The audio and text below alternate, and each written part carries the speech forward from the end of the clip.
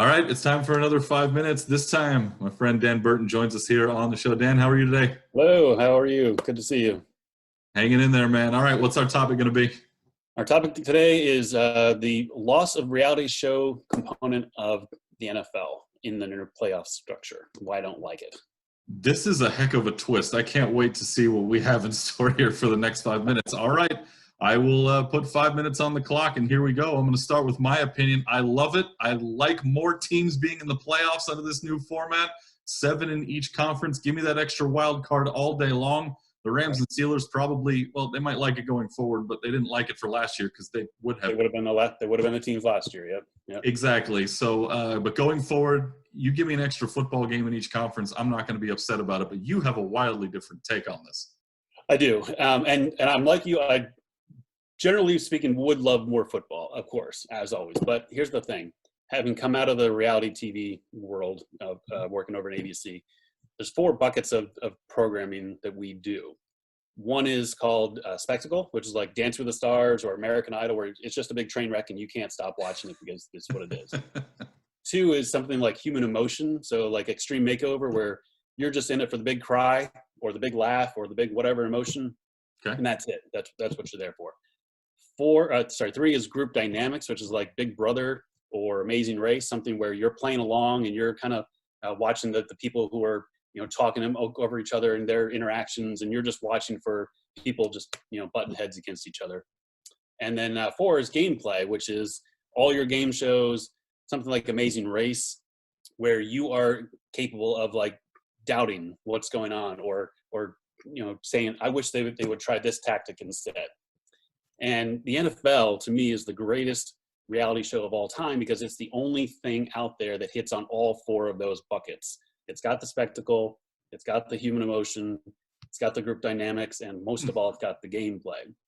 But when I say gameplay, I don't just mean what are you going to do on 4th down or whatever, like that's important. Right. But also the play of who's playing this week, or what are we doing to set up for getting into the playoffs, or in some cases, how are we going to tank better so that we can, somehow get Joe Burrows, whatever that may be. Is you being able to play along with the effort. And what I'm concerned about is that by adding that 7th playoff team, that you are making it a little less fun to play along because there's such a dichotomy usually between the terrible teams and the good teams. And more specifically, that usually there's one team per conference that's going to separate itself a little bit and kind of jump out to that 13-1, towards the end of the season. There's not usually 2 of those in each conference. And that means you're not having as much fun game playing it out. Like, how are we going to catch up with New England or Kansas City or whoever is that lead dog? And you don't have as much opportunity to kind of, play along with that, with like the NFL playoff machine. It's not as much fun if you already kind of can see where the seeds are going to fall 5 weeks before the end of the season. So if you know that it's only going to be one team way out front, this new format only allows for 1 bye in each conference. And in essence, right, the other 6 are competing. So with that format, does that help you feel a little better about it, or does that still fall into the other buckets? No, that's what I think is going to be missing in all this, is because you get one team that pulls out ahead and you're going to go, okay, Baltimore has the first round, bye, and they're the lead dog, home through the playoffs, the whole thing. If you don't have another team that's at that same level jockeying, between, we're 13-1, they're 12-2, whatever. If there's one team that's like clearly separated itself, then everybody else just kind of falls into that pack, and you just kind of said, okay, well, we kind of can see where this is going. Because even with the NFL today, by and large, by the time you're within 2 weeks of the end of the season, you're down to like one team that's in the hunt, and everybody else is kind of more or less settled. And maybe like there's a little jockeying in position between I'm the 3 seed or the 4 seed or whatever. But it's not as much, to pay attention to there at the end.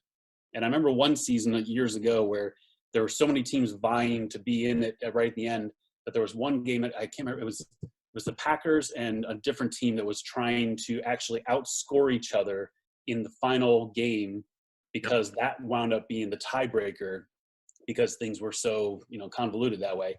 And that was fun.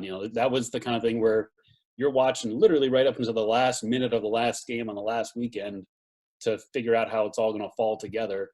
And if it's too obvious and people start resting players and you're not even, caring who you're playing, even has the draft implication then where some teams are just going to be like, okay, well, I'm not going to play my best players because I don't need to, so Right. there's a lot of parts of that I feel like might be missing if we did this.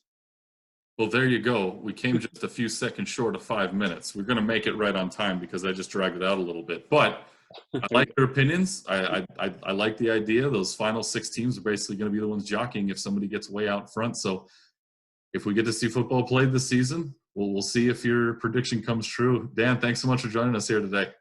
Tell Katie I said hi. I will.